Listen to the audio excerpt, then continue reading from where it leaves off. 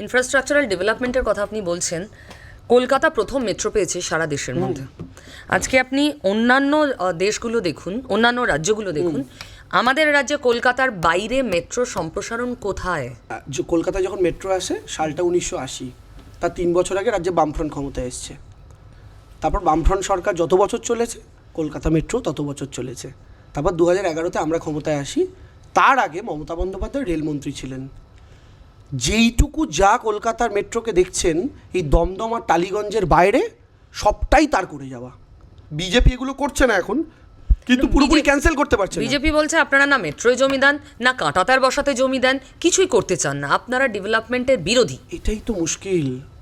তৃণমূল কংগ্রেস যেই জমি দিচ্ছে না, কেন শ্বেতপত্র প্রকাশ করে এগুলো বলছে না? শুধু রাজনৈতিক মঞ্চ থেকে কেন বলছে? পার্লামেন্টে দাঁড়িয়ে বলুক, শ্বেতপত্র প্রকাশ করুক, চিঠি দেখা কবে কোথায় জমি চেয়েছে আর স্টেট গভর্নমেন্টের তরফ থেকে কী বলা হয়েছে। আমরা জমি দেবো না কেন? আমাদের জমি দিতে কী অসুবিধা আছে? কিন্তু আপনারা আগে ডিসপুট সলভ করুন, ডিসপুট সলভ করে আগে ঠিকঠাক করে করুন, যেন আমার জমি ওদিকে না যায়।